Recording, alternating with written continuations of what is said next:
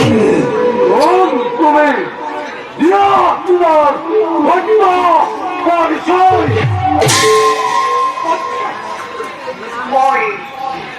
জগতৰ মাতা বিষ্ণুৰ সত্য দেৱী লক্ষ্মী